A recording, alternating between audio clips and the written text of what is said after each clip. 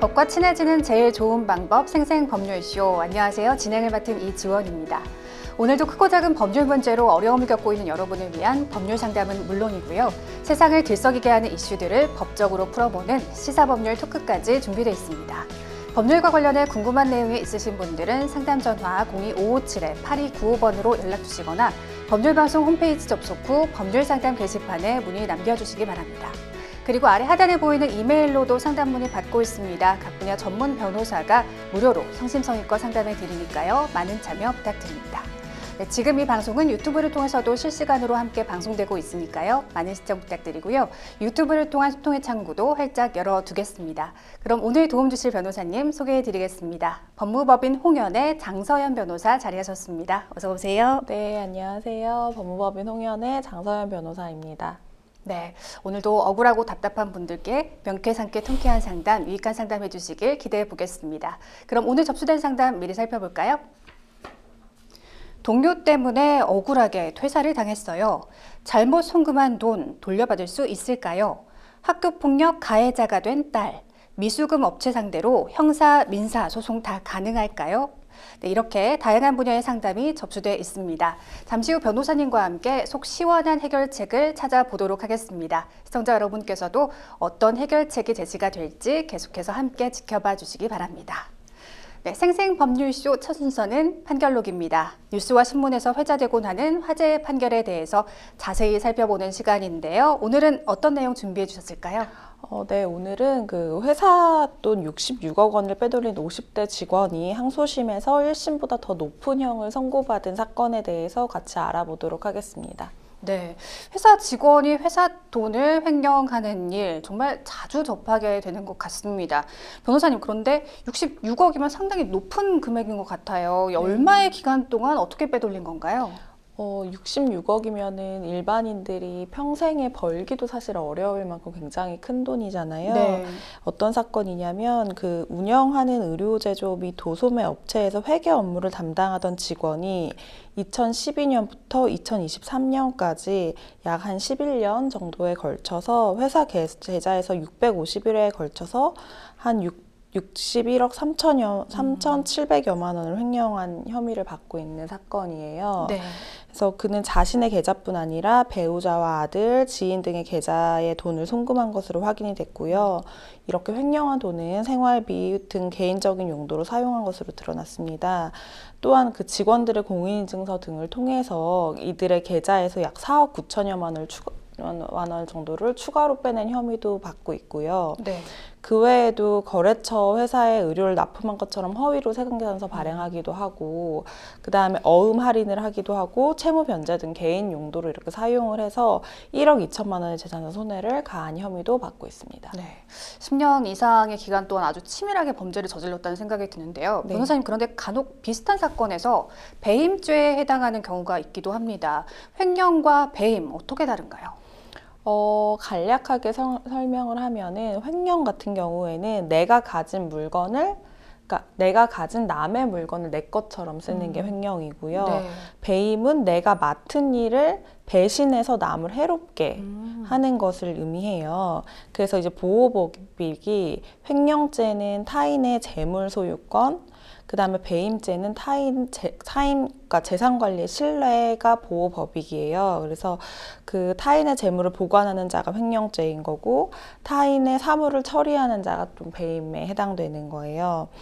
그래서 예컨대 뭐 직원이 회사 돈을 개인 용도로 사용하는 거, 이거 횡령이고요.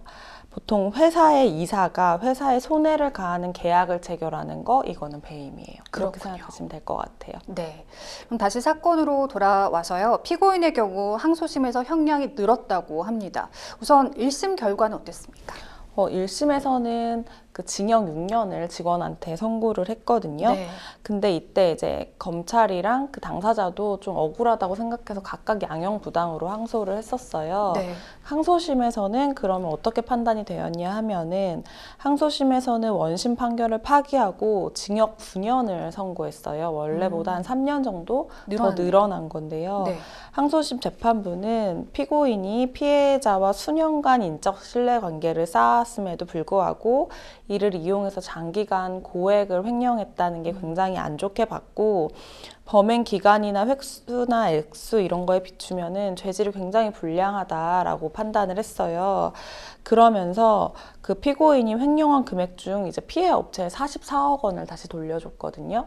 근데 나머지 한 22억에 대해서는 23억, 24억 정도는 아직 피해 회복이 안 됐다는 점도 들면서 피해 회복이 안 된 금액이 상당히 높다.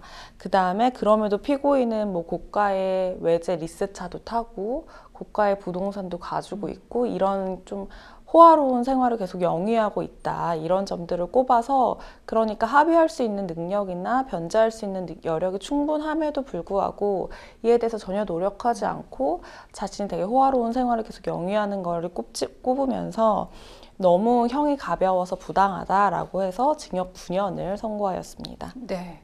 66억 원이 넘는 금액을 횡령했고 회사에 다시 44억 원을 입금했습니다만 피해 회복을 위해서 노력하지 않았다면서 원심 6년형이 가볍다는 판결이 나왔습니다. 지금 3년형이 가중될 만하다고 보세요? 저는 그럴 수도 있다라고 보는 게 1심 판결이 좀 너무 적었고 근데 요즘 같은 경우에는 예전에는 피해액기가 재산범죄의 경우에 피해액이 전부 다 회복되지 않아도 그 합의서가 들어가거나 뭐 처벌분원서가 들어가면은 요거를 참작해서 재판부에서 형량을 정했어요. 네. 그런데 요즘 같은 경우에는 그러니까 재산 피해액이 전액 다 회복되지 않으면은 이거를 재판부에서 인정해주지 않고 있어요. 그래서 항소심에서 정확하게 이 부분을 다시 찝은 것을 보면은 항소심의 판단이 어느 정도 저는 좀 맞았다 오히려 이렇게 생각이 들고요.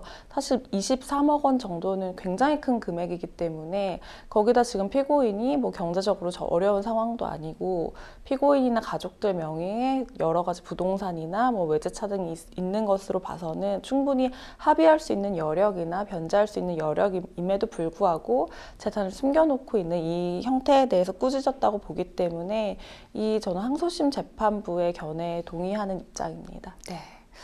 한때 우리나라가 사기 공화국이라고 불릴 만큼 사기 범죄가 많았는데요. 하지만 그에 비해 범죄자들에 대한 처벌이 낮다, 솜방망이다 이런 지적이 이어지면서 사기죄 형량 강화가 추진되기도 했습니다만 그에 비해서 회사 돈을 횡령하는 경우의 처벌은 좀 상대적으로 높은 수준인 것 같기도 한데 어떻게 보세요? 맞아요.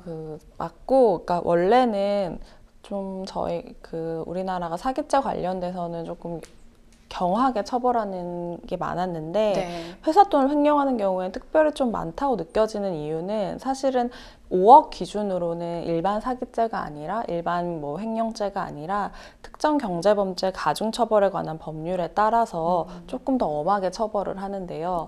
회사 돈을 횡령한 경우는 사실 5억이 넘는 경우가 상당히 많아요. 그래서 회사의 회계 업무를 보는 경우에는 그 직원한테 모든 것을 사실 전담하게 되고 그 사장이나 뭐 대표가 이걸 일일이 사실 보기가 되게 어려운 상황이기 때문에 하다 보면은 금액이 5억 원이 넘는 경우가 굉장히 많습니다. 또 오랫동안 그걸 관리하기도 하고요.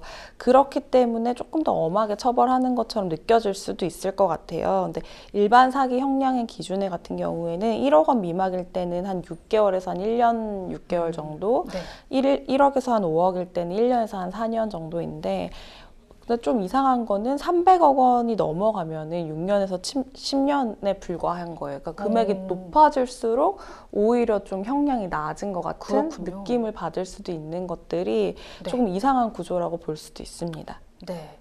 항소심에서 3년이나 형량이 늘어난 만큼 피고인이 부당하다고 주장할 가능성도 있습니다. 그럼 이 사건이 대법원으로 간다면 쟁점이 뭐가 될지도 궁금한데요. 더불어서 판결 전망까지 해주신다면요. 항소심 이후에 이제 계속 피고인이 피해자한테 이제 나머지 한 23, 4억에 되는 피해액 플러스 뭐 이자 관련된 부분까지도 이걸 변제해서 정말 피해가 전액 회복됐는지 여부에 대해서가 사실 좀 중요할 것으로 보여지고요. 그 다음에 뭐 어느 정도 피해자들이 그러면 합의서나 처벌 불원의 의사를 밝혀서 이 사람에 대한 처벌을 원치 않는다는 의사를 했는지 이런 것들도 대법원에서 판단을 다시 해볼 것 같고 근데 이번에 대법원이 13년 만에 사기나 뭐 보이스피싱이나 여러 재산 범죄에 대해서 양형 기준을 좀 손보겠다라고 하고 있어요. 그러니까 너무 그동안 양형이 적었다, 경했다라고 보고 있거든요. 그 사기는 경제적 살인에 비유될 만큼 이제 민생을 파괴하는 중대 범죄인데 이렇게 사기 피해자들이 겪는 어려움에 비해서는 너무 이제 솜방망이 처벌이라고 하는 약한 처벌이 계속 있었던 게 우리나라의 지금 문제였어요. 맞습니다. 그래서 이번에 대법원의 형량 기준 변경에 따라서 경제 범죄 피해가 줄어들 수 있을지 좀 봐야 되고 그거와 맞물려서 이 사건도 어느 정도 그 영향을 좀 받을 수 있을 것 같은데요. 큰 이변이 없다면 아마 항소심의 판단을 그대로 이어가지 않을까 하는 게 저의 생각입니다. 알겠습니다. 네, 지금까지 판결록 함께했습니다. 여러분은 지금 생생법률쇼와 함께하고 계십니다.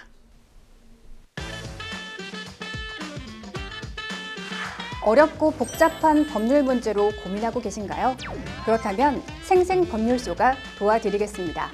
생생법률쇼에선 민사, 형사, 가사 등 각 분야 전문 변호사들이 매년 800여 건의 법률 문제를 속 시원하게 해결해 드리고 있는데요. 그럼 무료로 법률 상담을 받을 수 있는 3가지 방법, 지금부터 소개합니다. 첫째, 02-557-8295번으로 전화해 법률 상담 신청을 한다. 둘째, 법률방송 홈페이지에 접속해 법률 상담 게시판에 사연을 올린다. 셋째, 지금 화면에 나오고 있는 이메일 주소로 사연과 연락처를 보낸다. 속 시원한 법률 상담 프로그램 생생법률쇼. 지금 바로 상담 신청하세요. 네, 지금부터는 생생법률쇼가 자랑하는 성심성의 무료 법률 상담 진행해 보겠습니다. 전화 상담 연결돼 있는데요. 받아보죠. 안녕하세요. 안녕하세요. 네, 어떤 점이 궁금해서 연락 주셨나요? 저는요, 네. 회사를 다니다가 네. 직장 동료로 인해갖고 회사를 못 다니게 됐어요. 네, 좀 구체적으로 어떤 상황이 있었는지 설명해 주실 수 있을까요? 제가 회사를 다닌 지는 1년 6개월 됐고요. 네. 들어간 지가 입사한 지 3개월 만에 일이 자꾸 발생했는데, 네. 직장 동료가 네. 이 상대 저한테부터 시작해갖고 바로 저하고 같이 옆에 있는 동료들한테도 네. 굉장히 불쾌한 행동과 불쾌한 언어를 사용하고 네. 그래서 한 1년 6개월 동안 한 10차례 넘게 그 사무실에 직원들하고 면담을 할 정도로 또 주의를 또 받고 또 네. 경직 생활도 좀 했고 그러면서도 이렇게 계속 이 상대에 대하여서 그 불똥이 자꾸 튀게끔 해서 일을 못하게끔 합니다. 그리고 나중에 뭐 심한 말까지도 하고 네. 또 저뿐만 아니고 저 옆에 동료한테도 막 전화상으로 막 이렇게 시비적으로도 막 언어 폭행 같은 그런 행동도 하고요. 네. 그리고 이제 사장님한테도 면담을 몇 번 갔어요. 주의도 받고 막 이랬는데 네. 저는 거기에 대한 그게 아무것도 없는데 맨날 그 사람으로 인해 갖고 제가 맨날 불려가야 되는 상황이었어요. 지속적으로 그래 피해를 가서 입으셨군요. 네. 또 똑같이 징계를 받는 거예요. 제가 잘못하지도 않는데 일단 두 사람으로 인해서 일이 생겼다고 해갖고 네.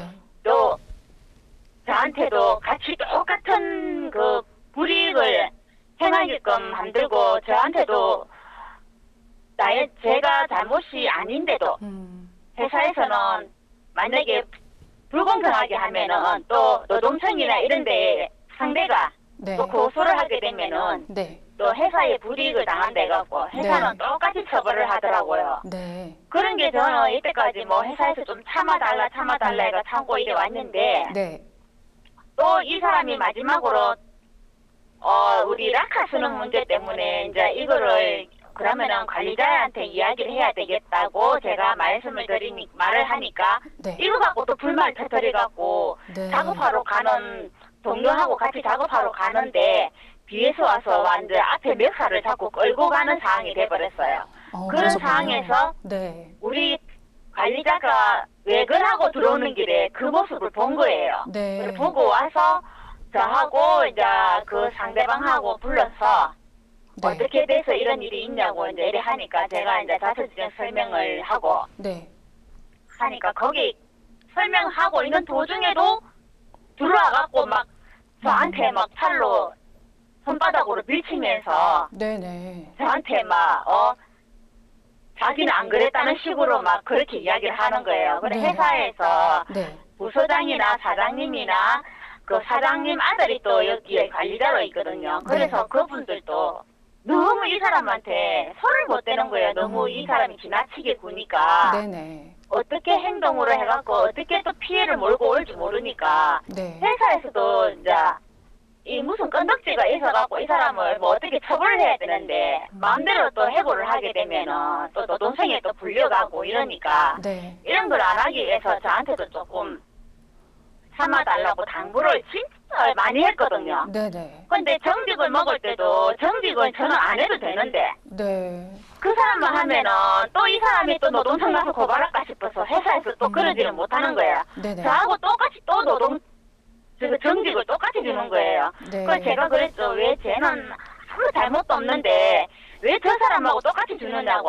저 사람은 그럼 1개월, 3개월 주면 저는 한 달 주던가 이렇게 해야지. 왜 똑같이 주냐고. 똑같이 주니까 그 사람이 똑같은 행동을 또 하잖아요, 지금.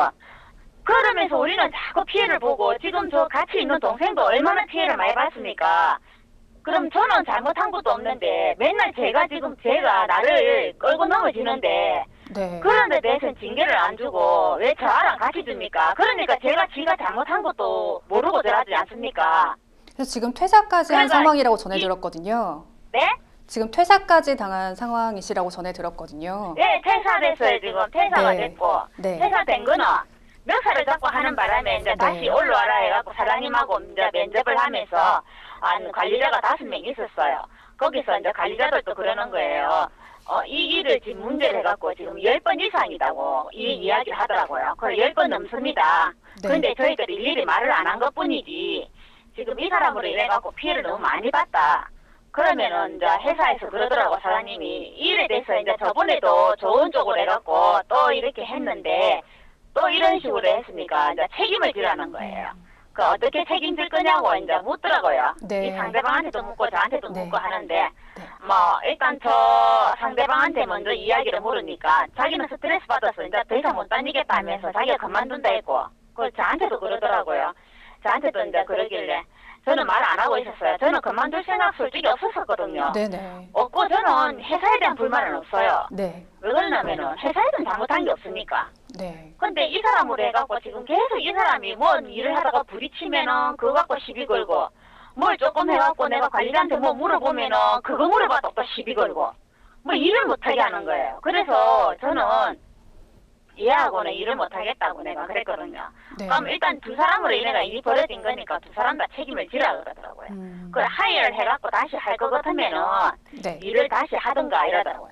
이 사람은 하해하면은 또 이런 일이 벌어질 건데 1년 6개월 동안 시달렸는데 어떻게 그게 화해가 되고 뭐가 됩니까? 그 앞전에도 안 한다 했잖아요. 안 한다 했는데 또 일을 벌렸잖아. 한두 번이 아니거든요, 지금 이게. 네. 한 20살, 30차례 정도 될 거예요. 알겠습니다. 그런데 회사에서는 이제 네. 결국은 똑같이 그러면은 그만두라. 그만두겠고 뭐 너희들이 책임을 지든지 우리는 그만두라 소리를 안 하겠다 하더라고요. 그럼 자기도 이제 스트레스 받아 못 당했다 그만둔다고 그러고. 제가 또 다시 죄송합니다. 제가 다시 다닐게요. 이러면은 얘도 또 다닐 거란 말이에요. 그러면은 제가 또 같이 또 부딪힌다고. 그래서 저도 그러면 그만두겠습니다 하니까 회사에서 거기에 대한 뭐 회사에서 규정하는 내용이라든가 이런 거를 뭐 앞으로 이거 갖고 뭐 거론하지 않겠다는 걸 다 쓰라 하더라고요. 사직서를 쓰면서. 네네. 네. 그걸 썼어요. 쓰고 그 사람은 그날 사직서 그 쓰는 순간에 바로 보따리 사고 자기 짐 다 챙겨가 가버렸어요. 가버렸고 나는 이 사람은 일 갔지만 저는 그래도 일을 다음에 해야 되고 하니까 다른 데를 가야 되고 뭐 이런 기간이 필요한데 제가 언제까지 일을 해야 됩니까 하니까 뭐 3월 둘째 주까지 이야기를 하더라고요. 그러면 그 중에 제가 면접 보러 가는 거에 대해서는 배려를 해주시냐고 하니까 배려를 해준다 하더라고요. 그래서 뭐 제가 그만두고 싶어서 그만두는 게 아니니까 네. 이제 어차피 이래 됐으니까 그러더라고요. 그러면은 제가 알겠습니다 하면서 이제 제가 면접을 보고 오고 해서 다른 데 이제 가려고 하니까 회사에서 이렇게 또 가버리면은 일이 안 된다고 갑자기 한 사람 빠지고 또 두 사람 다 빠지면 일이 안 된다고 하더라고요. 그러면은 좀 이달 말까지 그러면은 사직서에 적어놨으니까 이달 말까지 좀 하고 그러면은 좀 쉬었다가 뭐 다시 또 재이사하는 게 어떠냐고 이제 이렇게 하든가 아니면 알바를 좀 부탁을 한다 하더라고요. 그래서 저는 거기에 대한 걸 써주고 또 제가 또 이 일이 맞고 이 일을 원하고 해서 또 그까지 다 써줬어요. 그러고 나서 저는 알바를 계속 하게 됐습니다. 네. 저희 사연 잘 들었고요. 지금 회사 네. 동료 직원 때문에 원치 않게 퇴사를 당하신 상황인데 구체적으로 장서연 변호사님 통해서 상담 받아보겠습니다. 네. 안녕하세요. 장서연 변호사예요. 네. 제가 한번 들은 얘기 한번 다시 확인할 테니까 맞는지 한번 얘기 들어보시겠어요?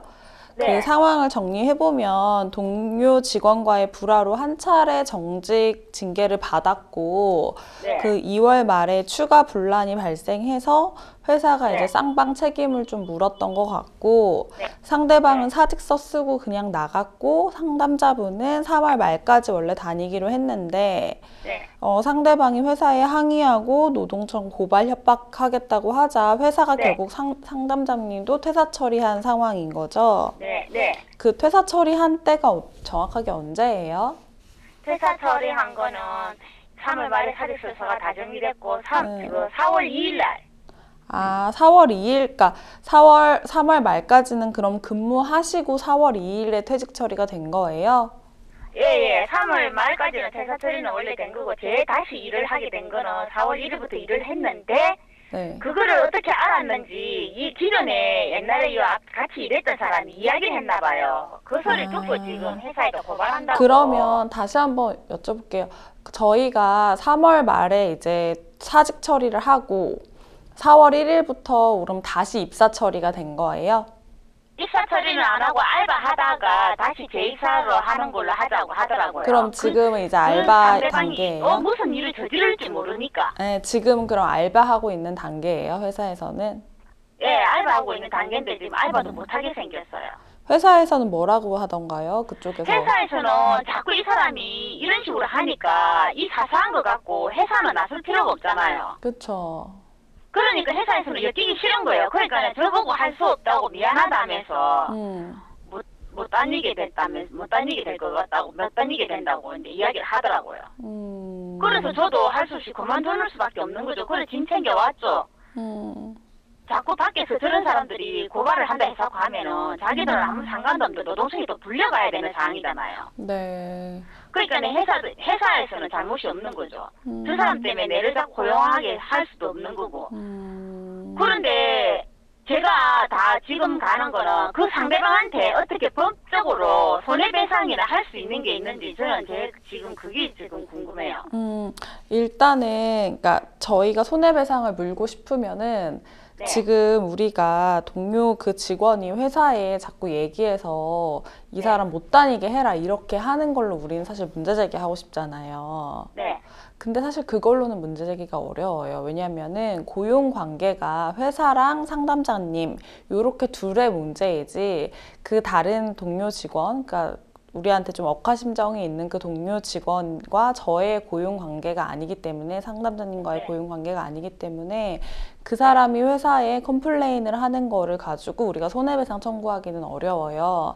어렵다고요? 네, 근데 아까 제가 얘기 들어본 바에 따르면은 네. 그 분이 우리 상담자님한테 조금의 폭행이나 뭐 멱살을 잡거나 밀치거나 이런 행위를 했던 것 같아요. 맞죠? 네. 그거 자체는 문제 제기할 수 있어요. 그러니까 나한테 그 전에 있었던 나에 대한 유형력 행사나 폭언이나 폭행이나 이런 것들이 있었다면은 그거에 대해서는 당연히 문제 제기하실 수 있어서 그걸 문제 제기하시고 그거에 대해서 뭐 고소나 손해배상 청구를 하시는 게 맞을 것 같아요. 이 사람이 회사에 컴플레인 전화하는 걸로는 손해배상 어렵다.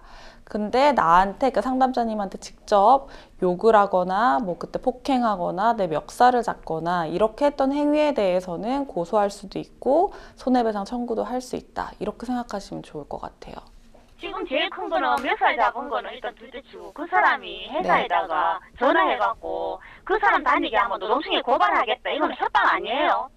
근데 그거는 그 협박이라고 보기는 어렵고 사실 그 명확한 내용은 회사가 그 사람한테 컴플레인을 하거나 회사한테 고소권이 있는 거지, 우리가 그 얘기를 전달을 듣고 나서 뭐 고소한다거나 문제 제기를 하는 거는 입증 자체가 조금 어려울 수도 있어요.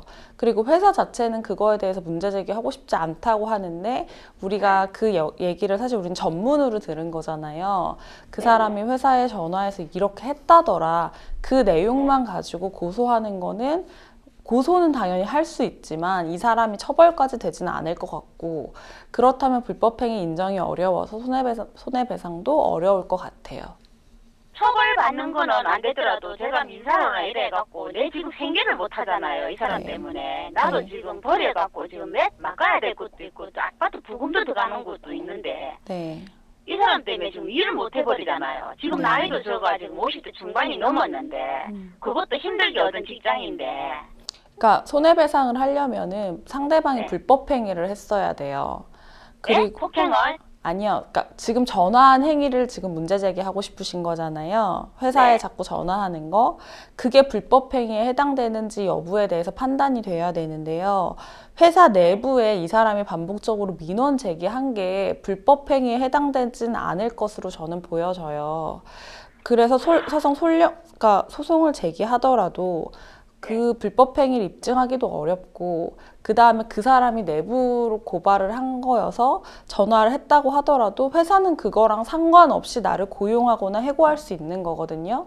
그러니까 그 인과관계 자체도 우리가 또 입증해야 되고, 그 사람이 전화한 걸로 인해서 내가 생계곤란에 이른 것까지의 손해도 우리가 입증해야 되고, 이런 것들을 다 입증하기 굉장히 어려울 거예요. 그래서 그 전화한 행위, 민원 제기한 행위만으로는 손해배상 청구는 어려울 거예요. 오히려 나를 멱살을 잡고 나한테 폭언을 하고 나의 욕을 하고 이런 네. 것들에 대해서는 손해배상 청구가 가능하실 것으로 보여져요.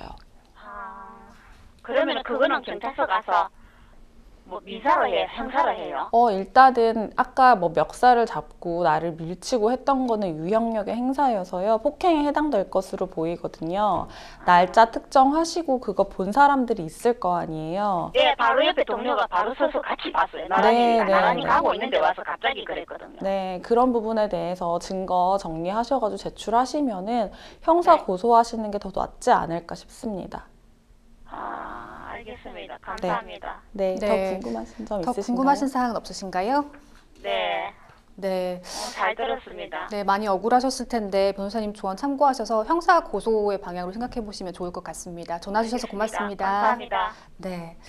저는 일단 말씀을 드릴 때 이게 불화의 원인이 상대에게 있음에도 불구하고 같은 일에 휘말리면 이렇게 공동의 책임을 회사가 묻는 것에 대해서 회사 측의 문제를 삼을 수는 없을까요? 그러니까 사실은 이렇게 하지는 잘 않는데 네. 어떤 문제가 있는지에 따라서 이제 판단해가지고 할 텐데, 어떤 이유인지 모르겠지만 회사에서는 뭐 역학조사를 하긴 했겠죠. 네. 그래서 같이 이렇게 퇴사하는 게 맞다라고 생각하지 않았을까는 싶어요. 근데 만약에 그러니까 그 나의 결정권, 그러니까 내가 회사를 다니지 못하게 하는 결정권은 나랑 싸운 그분이 아니라 사실 회사에 있는 거기 그러니까요. 때문에 네. 그게 부당하다고 한다고 하면은 회사에 대한 컴플레인을 하시는 방향으로 진행하셔야 됩니다. 네.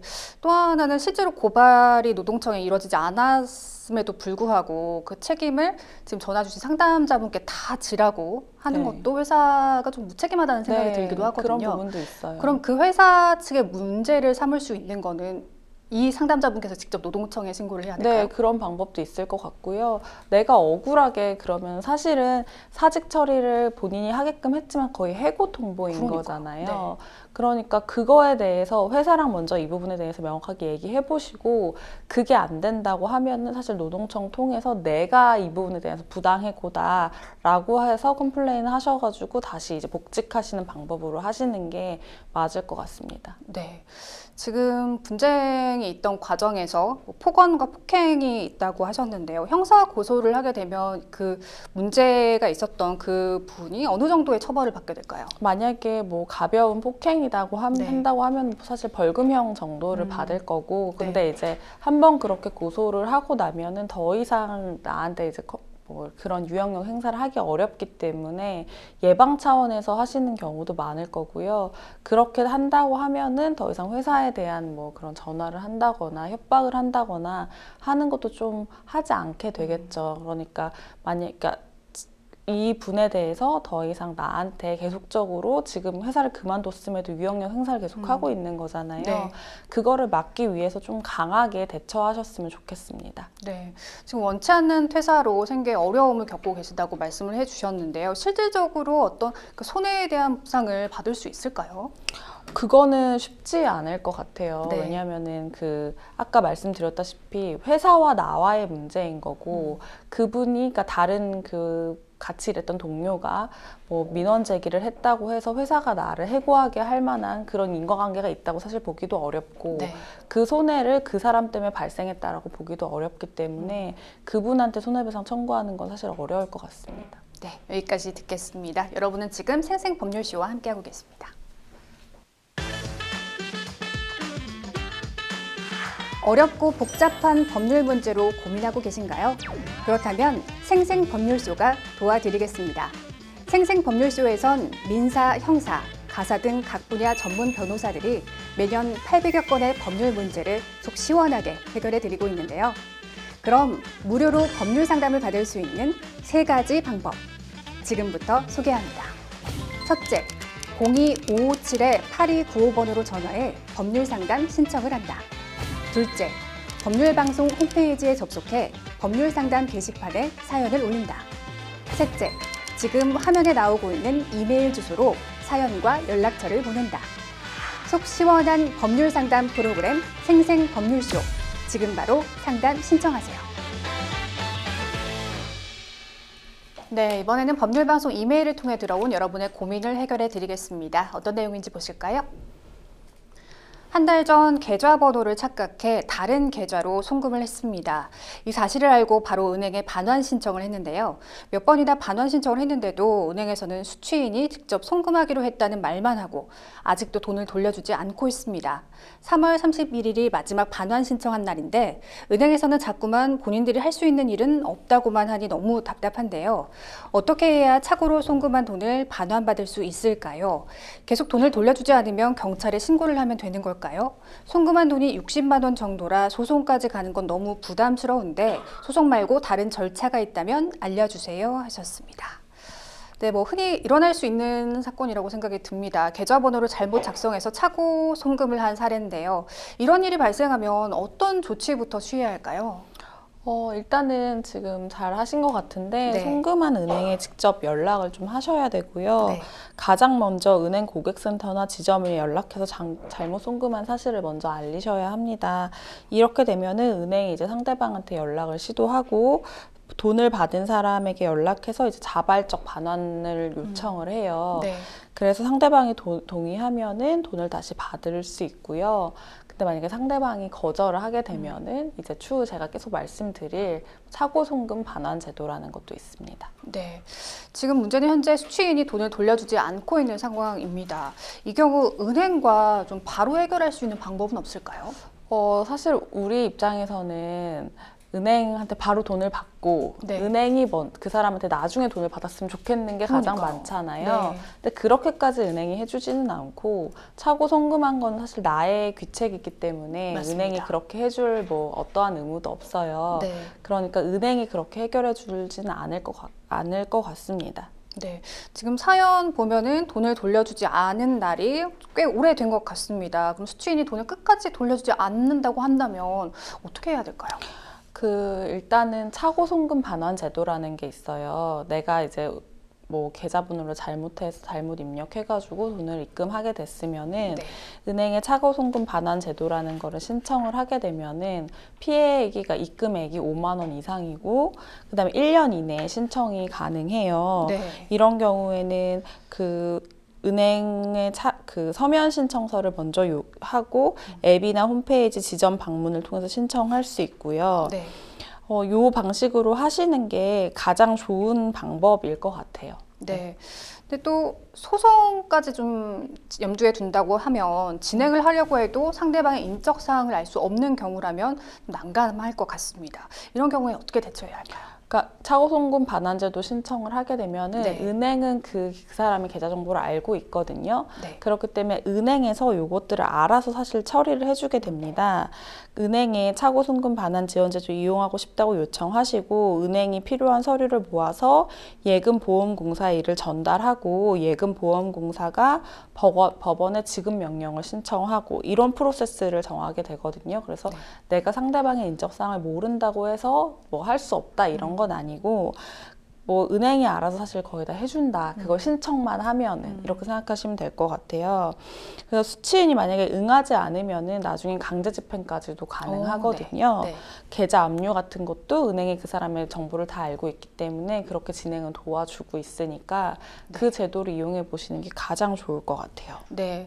뭐 실제로도 송금한 돈이 60만 원 정도로 소액이라서 소송을 하기엔 비용적 부담이 크실 텐데 지금 변호사님께서 알려주신 차고 송금 반환 제도를 좀 신청하시면 될 것 같습니다. 그냥 네. 은행에 신청하면 되는 건가요? 네, 은행에 신청하면은 요거에 대한 프로세스 굉장히 잘 나와 있기 때문에 네. 은행 앱이나 홈페이지에도 나와 있고 직접 창구를 통해서도 가능합니다. 지금 이제 임의 반환을 은행에서 요청했던 것 같아요. 네. 근데 그 상대방이 자발적 동의를 지금 안 해주고 있는 것 같고 그렇다고 하면은 차고송금 반환 지원 제도를 신청해 보시는 게 지금으로선 가장 좋은 방법 같아요. 네. 또 상대방의 반환을 고의적으로 거부하는 경우에는 경찰에 형사 고발을 하는 것도 한 방법이 될 수 있을 것 같습니다. 이 경우 어떤 혐의가 적용될 수 있을까요? 차고송금을 된 돈을 돌려주지 않고 계속 본인이 가지고 있는 경우에는 횡령죄에 해당될 수 있거든요. 네. 그래서 돈이 자기 게 아님에도 불구하고 자기한테 들어온 돈을 자기 것처럼 사용하는 거, 이거 횡령죄로 처벌되고요. 네. 그러니까 실수로 입금된 걸 알면서도 돌려주지 않으면은 고의로 간주가 돼요. 네. 이거는 형사처벌 대상이고요.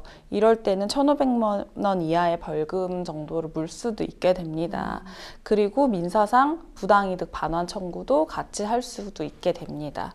근데 이제 예외 상황도 있죠. 실수인지 정말 뭐 수취인이 실수인지 정말 몰랐고 내가 정말 모르는 상태에서 내 돈인 줄 알고 썼었어요. 이렇게 네. 되는 경우에는 횡령죄가 안 될 수도 있지만 지금 상황에서는 계속 돌려주지 않는다면 횡령죄가 될 것 같아요. 왜냐하면 은행에서도 얘기를 했고 그 사람들 돌려주기로 했는데도 시한에 지났음에도 불구하고 계속 지급하지 않는 거기 때문에 고의로 돌려주지 않는 것으로 보여지고 그렇다면 횡령죄에 해당될 수 있을 것 같습니다. 네. 그럼 만일 수취인이 차고 송금된 돈을 임의로 인출해서 사용을 했다면 그럼 횡령죄가 성립될 수도 있을 것 같은데요. 네. 또 고의로 사용한 것도 처벌을 받게 될 수도 있겠네요. 네. 그러면은 또 차고 송금된 돈을 돌려받을 수 있는 다양한 방안들 제시를 해 주셨는데요. 앞으로 상담자께서 어떻게 대응하면 좋을지 정리해 주시죠. 그러니까 우선 은행에 가셔가지고 얘기한 건 잘하셨는데 이제 그 상대방이 자발적 동의해서 반환하기까지는 안 하고 있는 것 같으니까 이제는 차고송금 반환 지원제도 신청하셔서 은행의 그 프로세스에 따라서 해당 돈을 받는 방법으로 진행하시는 게 가장 좋을 것 같습니다. 네. 자, 그럼 계속해서 법률방송 이메일을 통해 들어온 여러분의 고민을 해결해 드리겠습니다. 어떤 내용인지 보실까요? 며칠 전 아이 담임 선생님의 연락을 받았습니다. 딸이 학교폭력에 휘말렸다고 하더군요. 중학교 2학년생인 딸아이가 작년부터 사춘기를 심하게 겪으면서 저와도 많이 싸우고 대화도 거의 안 하는 상황인데요. 때문에 학교 생활이나 친구들 관계도 거의 모르고 있습니다. 담임 선생님께서 말씀하시길 딸이 학교폭력 가해자로 신고된 상황이고 피해자 아이는 입원을 했다고 합니다. 피해자 부모 측에서 형사 고소까지 고려하고 있다고 하는데요. 아이에게 어떻게 된 일이냐고 다그치니 반에서 소외된 학생을 딸아이의 친구가 자주 괴롭혔는데 그 친구가 자꾸 너도 때리라고 시켜서 어쩔 수 없이 본인도 한 대 때렸다고 합니다. 그날 폭행 과정에서 피해자가 넘어지며 다리를 다쳐서 입원했다고 하고요.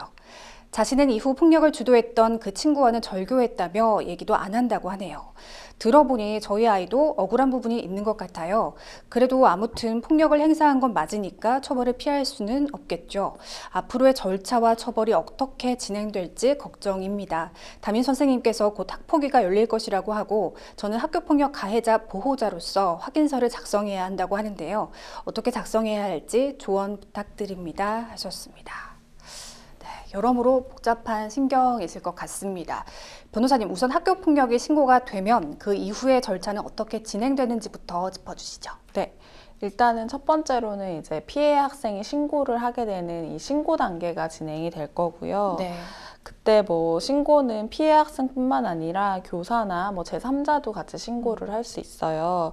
그러고 그렇게 되면 학교는 즉시 피해 학생 보호 조치를 하게 되는데 분리 조치라고 해서 피해 학생과 가해 학생을 분리하는 걸 하게 되고 학교 폭력 전담 기구가 사실 조사를 이제 시작하게 됩니다.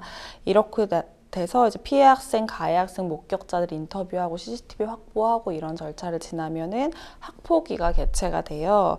그러니까 학부모, 뭐 외부 위원 등으로 이제 개최되는 학폭위가 개최가 되고 나면 가해 학생, 피해 학생 양측이 참석해서 소명 기회를 갖고 그 안에서 어떤 조치를 내릴지 결정을 하게 되거든요.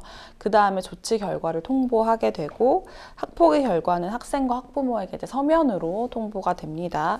그리고 가해 학생에게는 여러 가지 이제 조치 사항에 대해서 뭐 서면 사과부터 가장 크게는 전학까지 되는 여러 가지 조치 상황에 대해서 전학이나 퇴학까지 되는 조치를 하게 되고 이 조치 내용은 생활기록부에 기재가 될 수 있어요.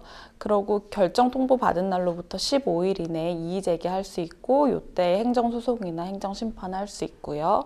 그 다음에 이제 피해 학생 그 이후에는 상담이나 지원관리가 사후관리가 계속 들어가게 될 거고 학교는 6개월 이상 사후관리하는 거를 이제 규정에 두고 있어요. 이런 프로세스로 진행이 될 겁니다. 네, 지금 담임 선생님께서 학교폭력 가해자 보호자 확인서를 작성해야 한다고 했다는데요. 이건 어떤 건가요? 학교폭력 가해자 보호자 확인서는 학교폭력 관련 절차에서 가해 학생의 부모가 학교의 조치나 내용을 확인하고 동의했다라는 내용이거든요. 네. 그렇다고 해서 이게 좀 고민이 되실 것 같은 게 이거 사인해도 돼? 이런 생각하실 텐데 내용 동의한다는 건 아니고요.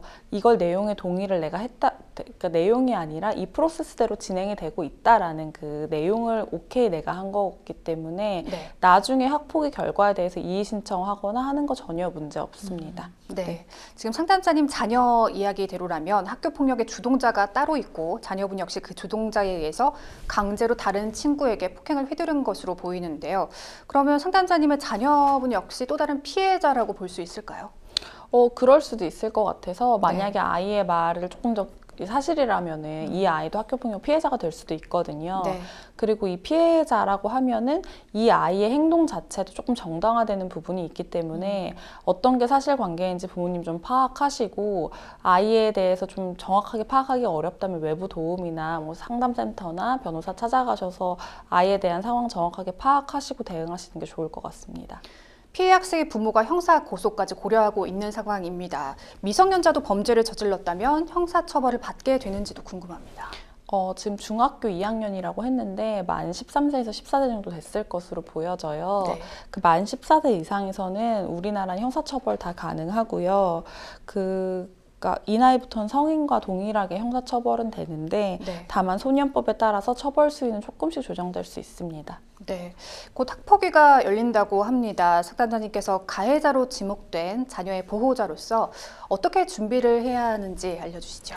일단은 부모가 학폭 사건 진행해 보면은 부모가 자녀에 대해서 잘 모르는 경우가 상당히 많기 때문에 네. 사실관계를 먼저 파악해야 되는데요. 엄마한테 아이들이 잘 얘기하지 않는 경우가 많아서 네. 외부 기관 도움을 좀 받아서 변호사님이나 아니면 상담기관 통해서 내용 정확하게 파악하시고 학폭이 전에 사건 내용에 대한 의견서나 이거에 대한 좀 방어할 수 있는 방법이나 아까 얘기했던 것처럼 다른 주동자가 따로 있는지 뭐 이런 것들 다 파악하시면 좋을 것 같고요. 가장 중요한 거 이제 피해자 측과 합의 노력을 계속 해야 돼요. 그리고 네. 진심 어린 사과가 있다는 것도 맞고 아이가 억울한 부분이 있다고 하지만 어느 정도 유형력 강한 부분에 좀 있는 부분이 있기 때문에 피해자와 계속 사과 의사, 합의 의사 계속 타진하는 게 중요할 것 같습니다. 네. 계속해서 법률방송 이메일을 통해 들어온 여러분의 고민을 해결해 드리겠습니다. 어떤 내용인지 보실까요? 카페 일회용품 납품업체를 운영하고 있습니다. 거래처 중에서 한 곳이 자꾸 대금을 입금하지 않아서 결국 소액 심판 청구 소송을 했는데요.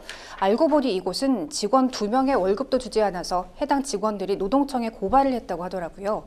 또 그 카페와 거래 중인 다른 업체들의 상황을 들어보니 대금을 못 받은 곳이 여러 군데였습니다.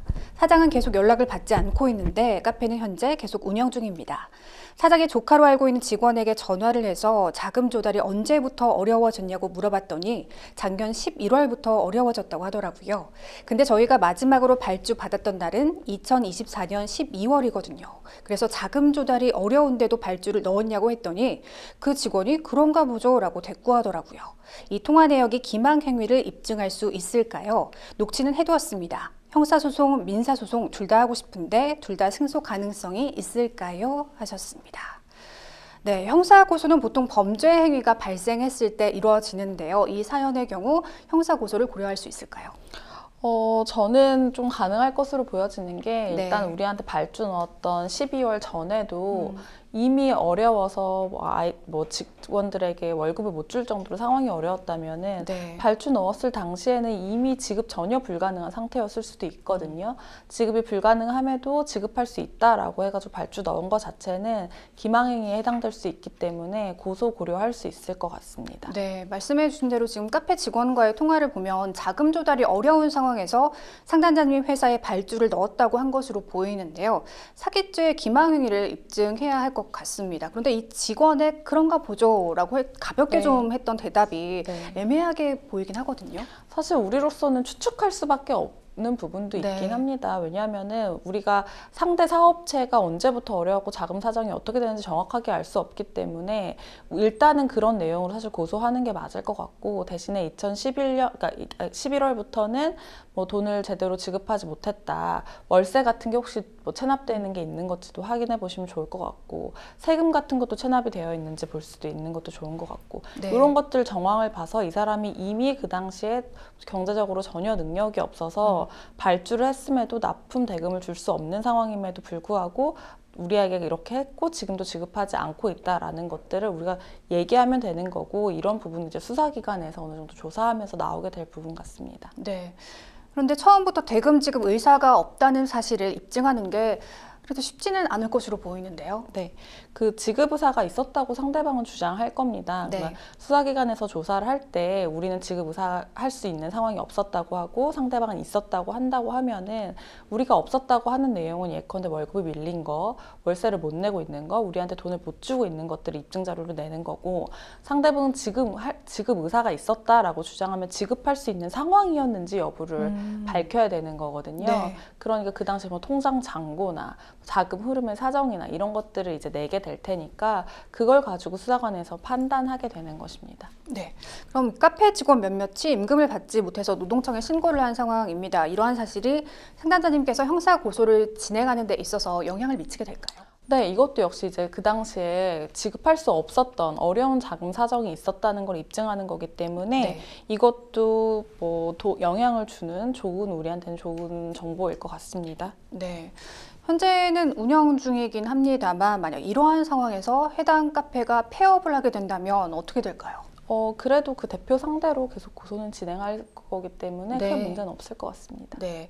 그러면 민사소송을 진행을 한다면 미수금을 빠르게 회수할 수 있을까요? 민사소송은 한 6개월 정도는 걸린다고 생각을 하셔야 돼서 네. 사실은 형사고소를 하셔서 합의하시는 과정이 더 빠를 것 같아요. 네. 민사는 아무리 빨라도 요즘에 한 6개월 정도는 걸린다고 보셔야 할 것 같아요. 네. 그럼 둘 다 진행을 하고 싶으시다고 하셨지만 네. 형사 쪽으로 좀 접근을 해보라고 그게 더 조언해 빠를 것 주셨군요. 같습니다. 네. 그럼 마지막으로 상담자를 위한 추가 조언 한 말씀 부탁드리겠습니다.